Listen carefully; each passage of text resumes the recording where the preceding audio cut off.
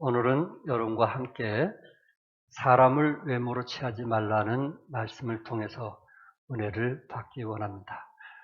뉴욕 타임즈 칼럼니스트의 윌리엄 세파이어라는 분은 루키즘이라는 신조어를 만들어서 유행어처럼 부르게 되었습니다.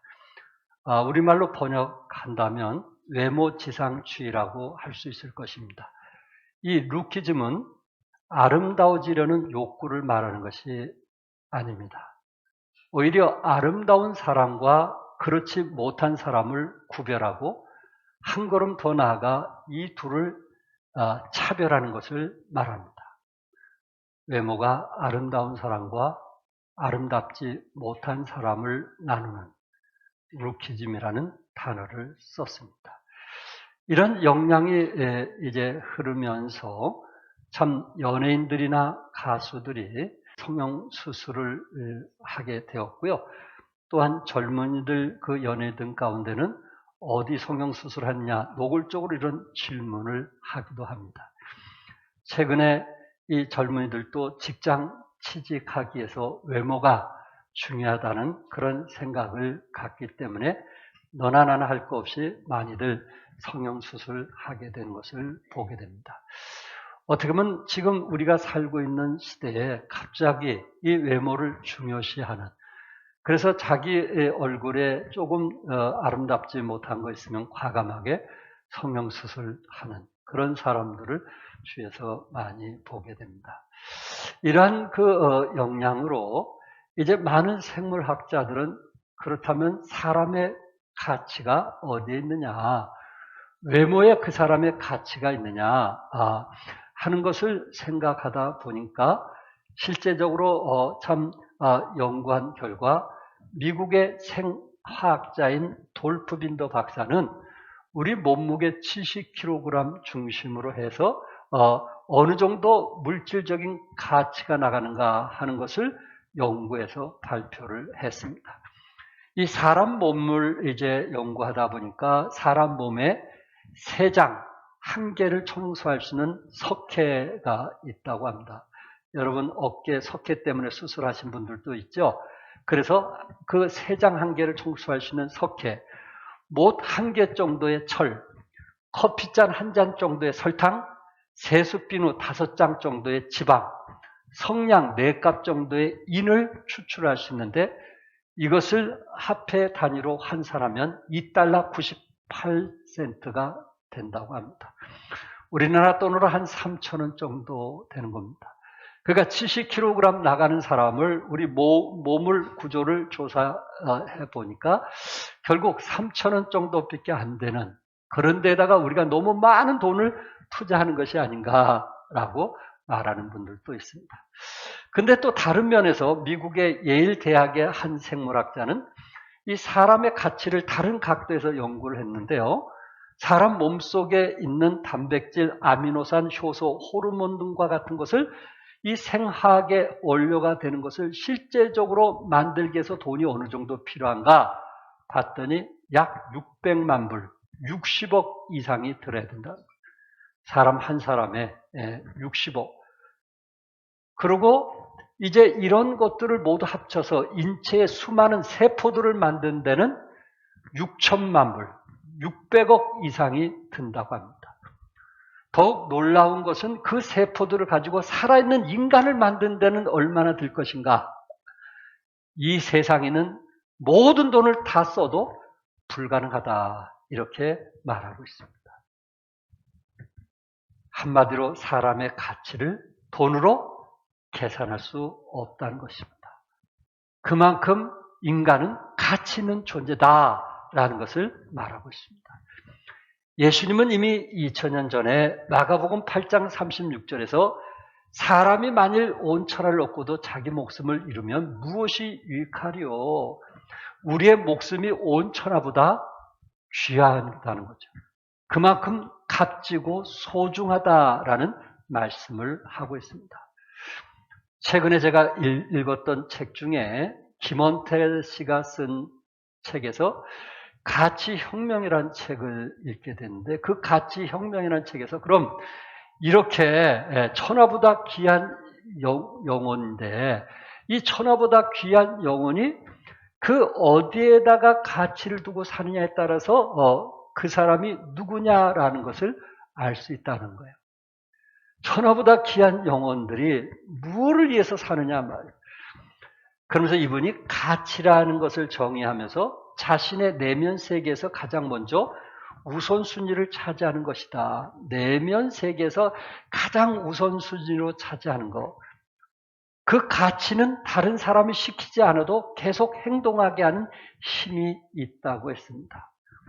상대방이 어디에 가치를 두고 사느냐 그것을 알려면 지금 그분이 가지고 있는 돈을 어디에다가 쓰고 있느냐, 또한 그분이 여유 있는 시간을 어디에다가 사용하고 있느냐 하는 것을 보면 그분의 가치가 무엇이냐라는 것을 볼 수 있다는 거예요. 외모에 가치를 두는 사람은 틈만 나면은 옷을 사게 될 거예요. 아마 백화점에 새로 나온 옷들은 제일 먼저 사실 겁니다. 또한 얼굴에 치장하는 데 많은 시간을 투자할 것입니다. 세상 사람들은 돈의 가치를 두면 돈에 투자할 것이고요. 학력의 가치를 두면 학력에 투자할 것이고요. 권력, 쾌락, 인기에 가치를 두면 그곳에 자기 삶을 우선순위로 투자한다는 것입니다.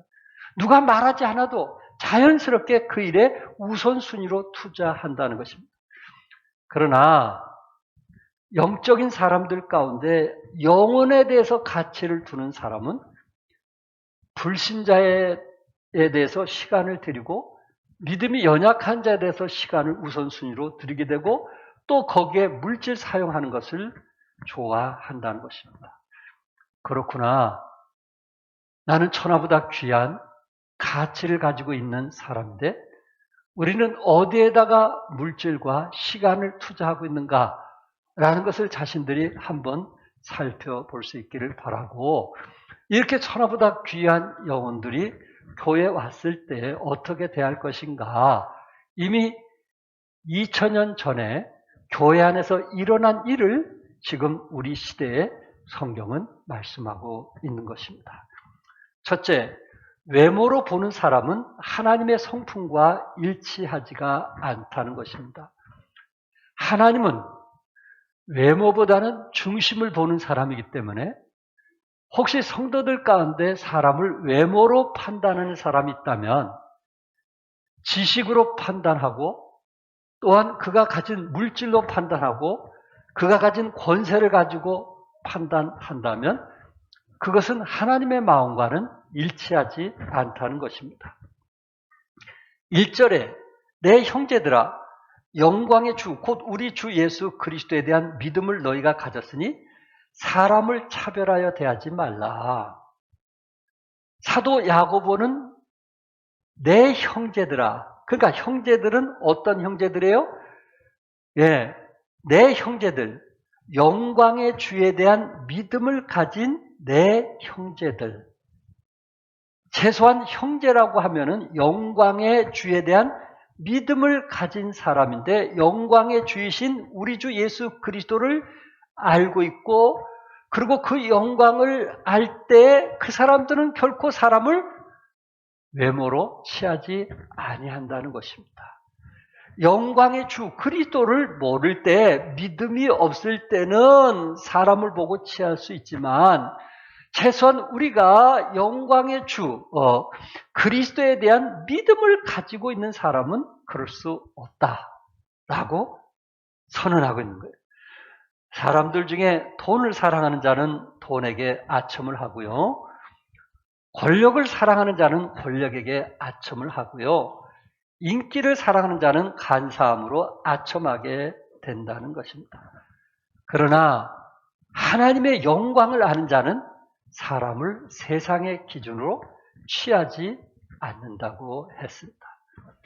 하나님의 영광을 아는 자, 이런 사람은 세상 살면서 하나님께서 혹시 우리를 축복해 주어서 남들보다 좀 생활이 여유가 있다 할지라도 그 부귀를 자랑하거나 교만하지 아니할 것이고요. 또한 재물이 없다 할지라도 코로나19로 경제적으로 어려움을 당한다 할지라도 하나님의 영광을 아는 자는 기가 죽거나 나약하거나 자학하면서 살지 않는다는 것입니다.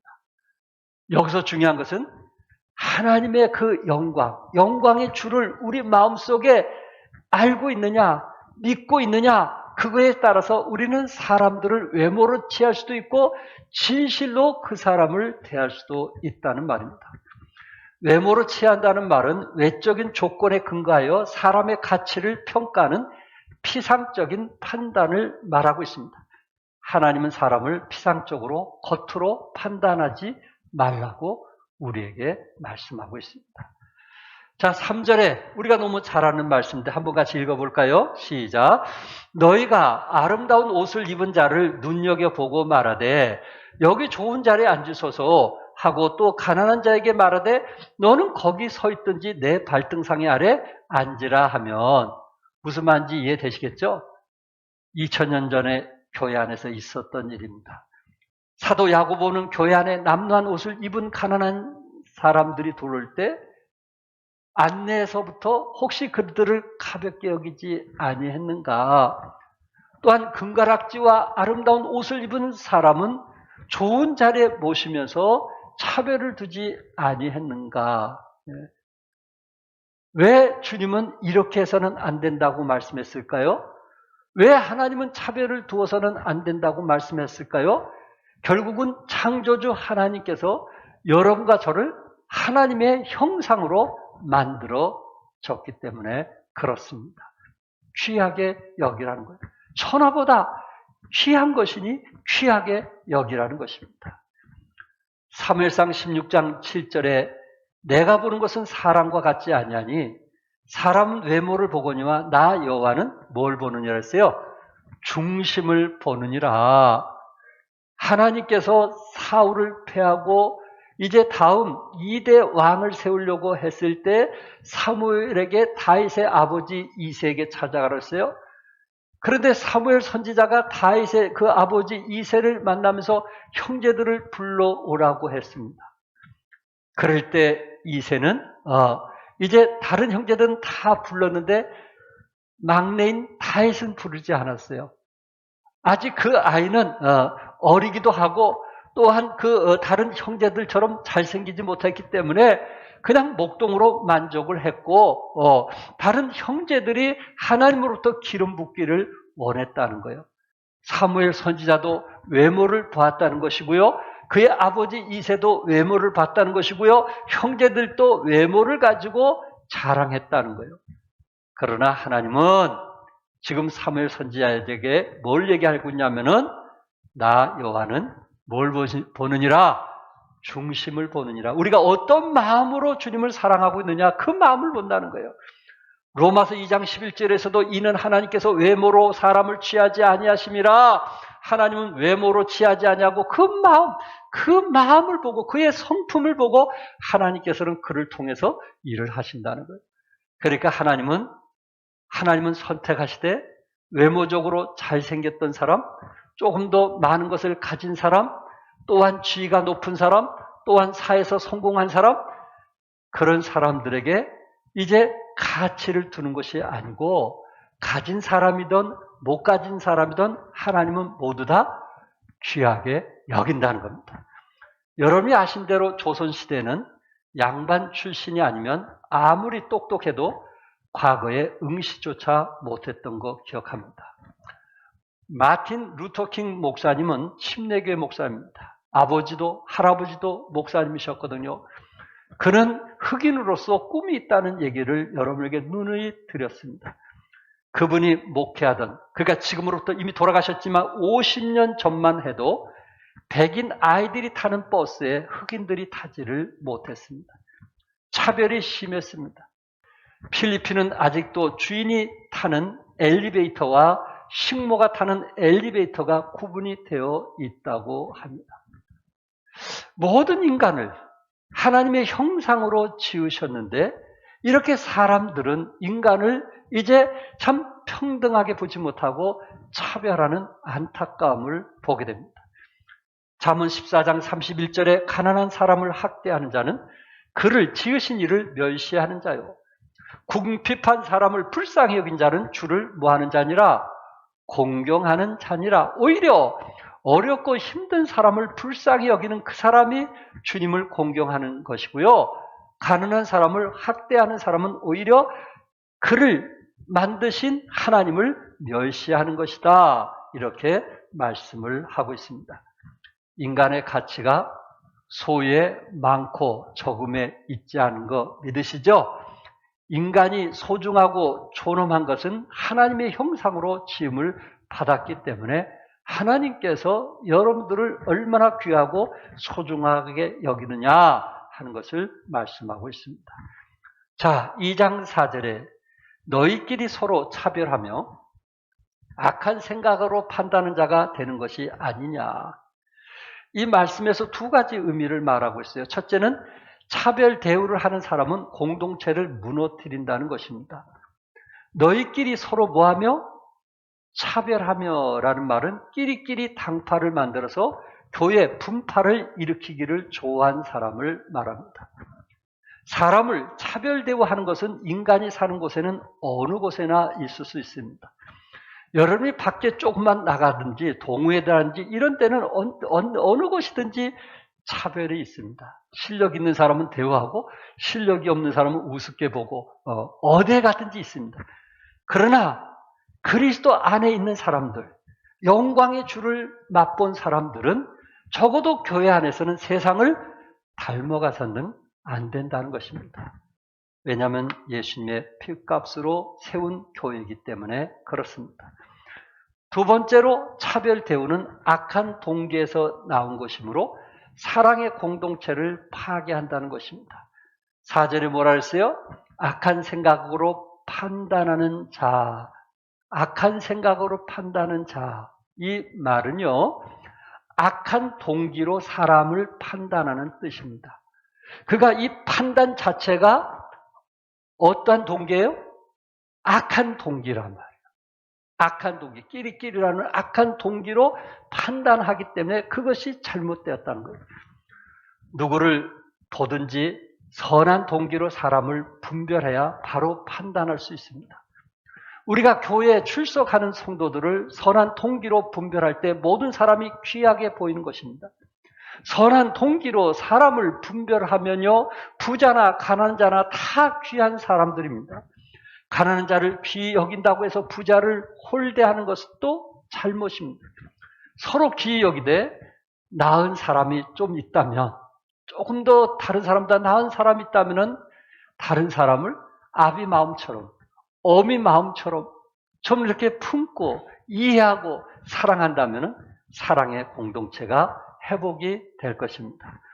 두 번째, 외모를 보는 사람은 하나님의 말씀 원리의 위배자가 되는 거예요. 하나님 말씀의 위배자가 된다는 거, 이보다 더 무서운 말이 어디 있겠어요. 5절에 보니까 내 사랑하는 형제들아 들을지어다. 하나님이 세상에서 가난한 자를 택하사 믿음에 부유하게 하시고 또 자기를 사랑하는 자들에게 약속하신 나라를 상속으로 받게 하지 아니하셨느니라. 그러니까는 사랑하는 형제들에게 지금 말씀하기를 하나님은 세상에서 가난한 자를 택했다는 거예요. 그리고 가난한 자를 택해서 믿음에 부욕해 했다는 거예요.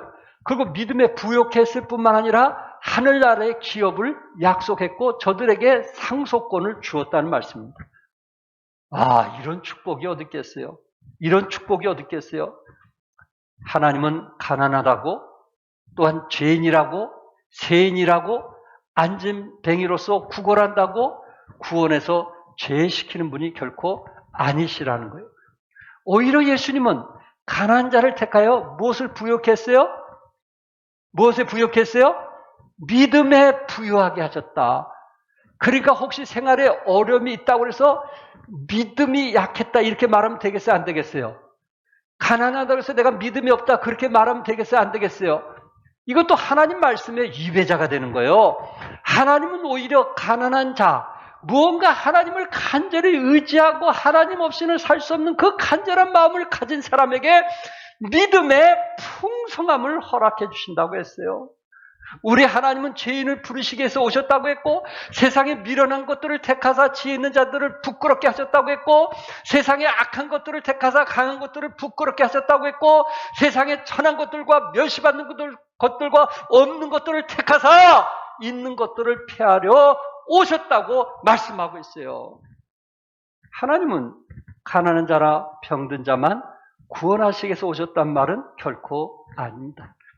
하나님 앞에는 가난한 자나 부한 자나 다 소중한 것입니다. 여러분이 아신 것처럼 참 그 갈릴리 바다에 어부 생활하는 베드로는 얼마나 가난했어요? 우리 하나님은 그런 가난한 자를 택했어요. 그런데 마가는 어떤 사람이었어요? 자기 집에 위층에 120명이 모일 수 있는 2층 집이 큰 집을 가진 사람이었어요. 하나님께서는 부자인 마가도 부르셨어요. 또한 하나님은 못 배운 정말 공부를 제대로 못한 그 시골 동네 갈릴리에서 어부들을 부르셨어요. 또한 하나님은 사도 바울처럼 석학을 부르셨고 누가처럼 의사 같은 사람도 부르셨다는 거예요. 하나님은 모든 사람을 부르시는 거지 누구를 특정해서 부르신 분은 아니라는 거 믿으시기 바랍니다. 예수님을 개인의 구세주로 믿기만 하면 하나님께서 우리를 구원해 주시고 또한 천국의 기업을 허락하실 것을 이미 약속해 주셨습니다. 그러나 세상은 부에 대해서 잘못 생각하고 있습니다. 마치 부에 따라서 사람의 가치가 결정되는 것처럼 말하고 있습니다. 부자는 인격이 풍성한 것처럼 말하고 있습니다. 그러나 인생 살아보니까 오히려 부자들이 인격적으로 아주 독하고 악한 사람들이 많이 있는 거 아시죠? 좀 여유가 있으면 좀 여유롭게 좀 이해하고 사랑하는 것이 아니고 오히려 약하고 가난한 자를 더 짓밟으려고 하는 이런 시대에 우리가 살아가고 있습니다. 그럴 바에는 오히려 가난한 사람이 낫지 않을까요? 그럴 바에는 오히려 없는 사람이 행복한 거 아닐까요? 또한 하나님께서 우리에게 부욕해 했을지라도 우리는 여유 있게 다른 사람을 이해하고 사랑하고 품으면서 더불어 함께 살아갈 수 있기를 바랍니다. 왜? 가진 것이 없다고 무시하고 차별한 것은 하나님 말씀에 위배가 되기 때문에 그렇습니다. 오히려 힘없는 홀자매나 고아나 가난한 사람들을 사랑으로 대하는 열국의 어미, 열국의 아비의 마음으로 사랑하며 함께 교제하며 그들과 함께 동력자로서 수고하게 됐을 때 우리 하나님께서 우리에게 복을 약속하셨습니다. 1992년 미국 로스앤젤레스에서 4명의 백인 경찰들이 로든이라고 하는 흑인을 때려 흑인들의 감정을 자극해 흑인 폭동이 일어난 것을 여기 계신 분들은 다 알고 있습니다. 그 이유가 뭘까요? 인종차별이 그 폭동의 원인이 되었던 것입니다. 그런데 어이없게도 그때 가장 피해를 많이 입은 사람들은 한국인이었다고 합니다. 가게 하시는 분들이 가장 피해를 많이 입었다고 합니다. 그 이유는 평소 한국인에 대한 흑인들의 불만이 표출되었다는 것입니다. 인종차별은 미국에만 있는 것이 아닙니다. 우리나라에도 인종차별은 아주 심각한 사회 문제 중 하나가 되고 있습니다. 돈을 벌기 위해서 우리 한국에 와 일자리 구하는 외국인 노동자들이 해마다 늘고 있는데 얼마나 많은 이들이 노동력을 착취당하고 인권을 유린당하고 있다고 뉴스에 가끔 보도되고 있습니다. 사랑하는 성도 여러분, 예수님은 세리나 죄인들의 친구가 되어주셨고요. 창녀를 용서해 주셨습니다. 죄는 미워하시되 사람은 사랑하셨습니다. 예수님은 의인보다 누구를 구원하기 위해서 오셨다 그랬어요? 죄인을 구원하기 위해서 오셨습니다. 그러나 우리 주님은 외모를 보고 판단하지는 아니한다는 거예요. 뭘 보고 판단한다는 거예요? 중심, 마음을 보고 판단. 그 마음의 아름다움을 보고 판단. 왜? 그 마음은 결국 표현하게 돼 있어요. 내가 마음이 있으면 그것은 반드시 누구에게 뭔가 좀 해주고 싶으면 그 마음이 표현하게 돼 있는 거예요. 마음이 없으면 절대로 그것이 표현이 안 되는 거예요. 우리 주님은 우리의 믿음을 보시고 칭찬하고 격려하며 또한 축복하신다는 거 꼭 기억하시기 바랍니다. 끝으로 세 번째, 외모로 보는 사람은 불순종하는 자로서 정죄를 받게 되는 거예요. 그런 의미에서 8절, 9절 같이 한번 읽겠어요. 시작. 너희가 만일 성경에 기록된 대로 내 이웃을 사랑하기를 내 몸과 같이 하라 하신 최고의 법을 지키면 잘하는 것이니와 만일 너희가 사람을 차별하여 대하면 죄를 짓는 것이니 율법이 너희를 범법자로 정죄하리라. 가진 것이 없고 가난하다고 무시하거나 천시하는 것은 내 이웃을 내 몸과 같이 사랑하는 율법을 어기는 것이 되는 거예요. 불순종하는 것이 되는 거예요. 그렇기 때문에 말씀을 불순종하니까 그 사람은 정죄를 받을 수밖에 없다는 거예요. 사도 야고보는 이 율법을 최고의 법이라고 불렀어요. 어떤 율법이에요? 내 이웃 사랑하기를 내 몸과 같이 하는 것을 최고의 법으로 여겼던 것입니다. 이 최고의 법을 지키는 사람은 모든 율법을 지키는 사람이 되는 거예요. 우리가 교회에 오는 것은 하나님께 예배 드리기 위해서 오셨어요. 믿으시면 아멘 하세요? 과시하거나 자랑하기 위해서 온 것은 아니죠. 우리가 가진 은사를 하나님께 영광 돌리기 위해서 겸한 마음으로 왔습니다. 그러나 때로 이러한 것들 때문에 서로 상처와 아픔이 될 수 있다는 거예요. 그래서 그 9절에 만일 너희가 사람을 차별하여 대하면 죄를 지는 것이라. 너무 무서운 말씀 아닙니까? 저는 구원받은 것만으로는 감사했는데 사람을 차별하게 대하면 죄를 지는 것이라고 했어요.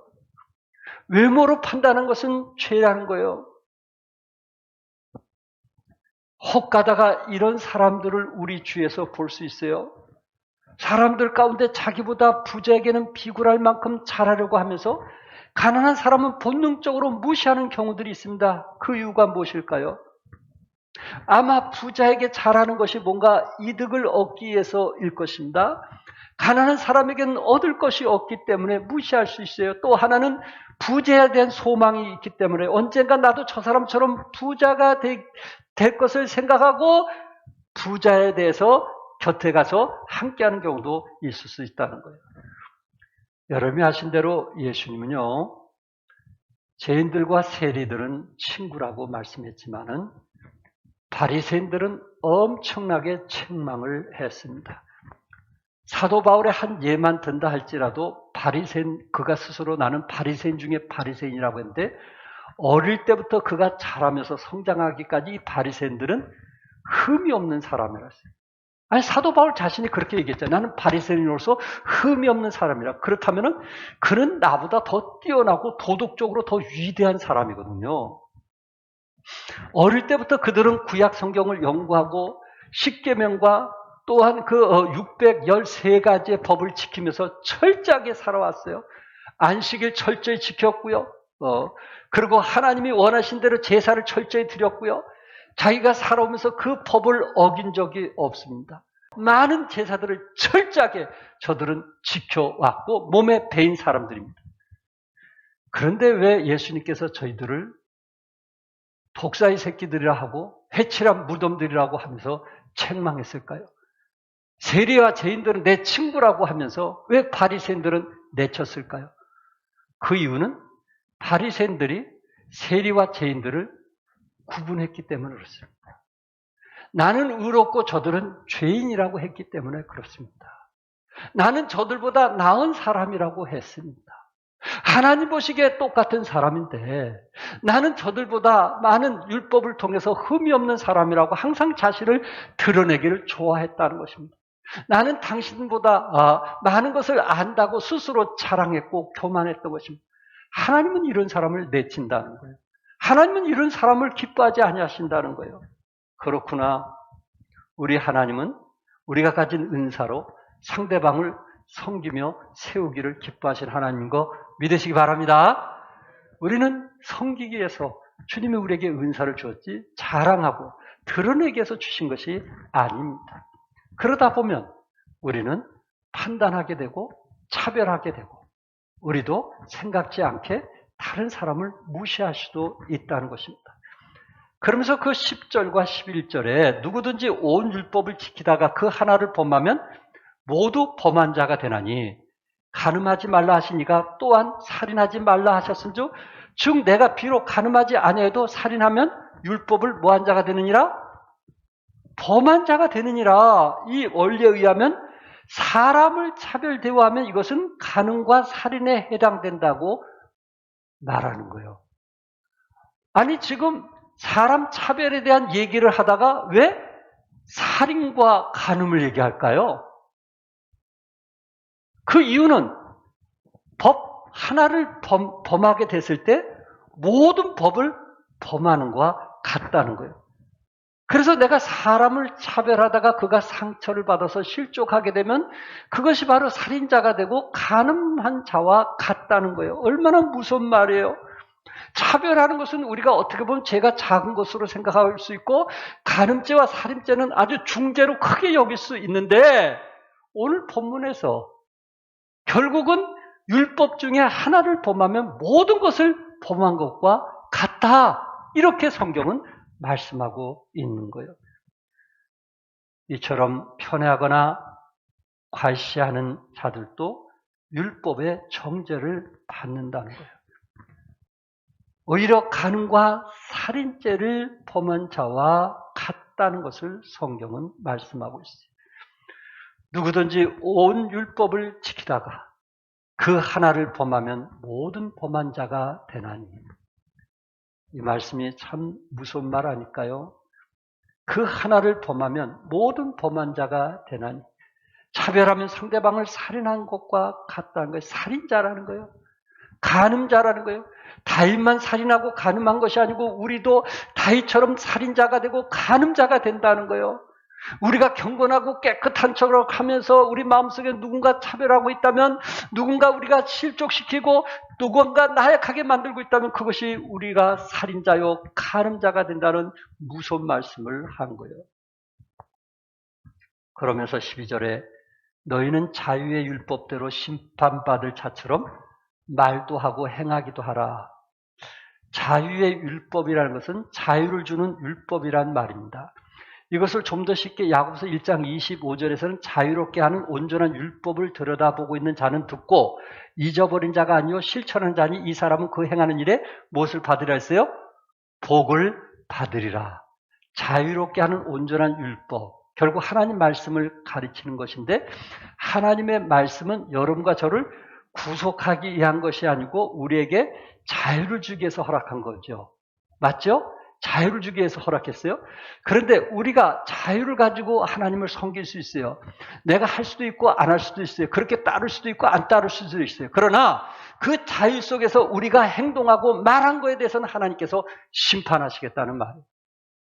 자유는 줬지만은 그 자유를 통해서 선택한 것은 하나님께서 심판하신다는 거예요. 하늘에 상이 없다는 거예요. 어떻게 무슨 말 하니까요? 그렇기 때문에 우리는 서로 간의 상대방에 대해서 차별보다는 우리가 상대방을 서로 세우고 이끌어가고 도와줬을 때 그 행동과 말을 통해서 하나님은 우리에게 복을 주시겠다고 약속했어요. 우리 종합교회가 사랑의 공동체가 정말 회복되려면 그리스도의 사랑을 가지고 모든 사람을 대해주시기 바랍니다. 자, 13절에 국률을 행하지 아니한 자에게는 국률 없는 심판이 있으리라. 국률은 심판을 이기고 자랑하느니라. 물론 은사들 가운데 어떤 사람은 국률이 여기는 마음이 있어요. 어떤 사람은 국률이 여기지 않는 것처럼 볼 수가 있어요. 좀 어떤 강한 이미지를 가진 사람은 좀 국률이 없는 것처럼 보이고 그렇지 않는 이미지를 가진 사람은 다른 사람에게 좀 국률이 여기는 마음을 가진 것처럼 볼 수 있어요. 그런데 우리가 성경에 뭐라고 말씀했어요? 국률을 행하지 아니한 자에게는 국률이 없는 심판이 있으리라. 그가 때로 옳으냐 그르냐를 논할 수도 있지만은 거기에 내가 국률한 마음을 가지고 그 사람에게 지금 대하고 있느냐, 그 사람을 지금 세우기 위해서 내가 이 진실을 말하고 있느냐, 그 사람에게 상처를 주기 위해서 이 진실을 말하고 있느냐에 따라서 결국 우리가 심판을 받게 된다는 거예요. 여러분은 어떠세요? 가정생활에서 또한 서로 간의 그 관계 속에서 내가 진실을 말하되 저들을 정말 불쌍히 여기는 마음으로 진실을 말한다면 그것은 그 사람을 세우는 거예요. 그러나 그 진실을 말할 때 내 마음에 국률이 없으면 그 사람을 판단하기 위한 거기 때문에 상처와 아픔을 주는 거예요. 그래서 관계가 멀어지는 거예요. 어떻습니까? 상대방을 분별은 하되 지체 가운데 부족하고 연약한 부분이 있다면 하나님 성품처럼 국률이 대할 수 있기 위해서 분별할 수 있기를 바랍니다. 우리에게 분별이 필요해요. 저 사람의 장점과 단점이 무엇인가, 약한 점이 무엇인가. 그 분별은요, 그 약한 점을 내가 뭐 하기 위해서 분별하는 거예요? 채워주기 위해서 하는 거예요. 세워주기 위해서 하는 거예요. 도와주기 위해서 하는 거예요. 그걸 갖고 우리는 분별이라고 그래요. 그러나 차별이나 판단은 그게 아니에요. 그 사람을 내가 알고 있는 옳은 것을 가지고 진실을 말한다 하면서 무너뜨리기 위해서 하는 거예요. 여러분 가정에서 어떤 경우입니까? 정말 상대방을 세워주기 위해서 진실을 말합니까? 감정적으로 무너뜨리기 위해서 진실을 말합니까? 그것이 아무리 진실이라 할지라도 그 사람이 그것 때문에 변화되지는 않을 것입니다. 왜? 우리의 동기가 잘못되었기 때문에 그렇습니다. 마태복음 5장 7절에 국률이 여기지 않은 복이 나니 그들이 국률이 여김을 받을 것이라고 그랬어요. 국률이 여기는 사람은 뭐가 있어요?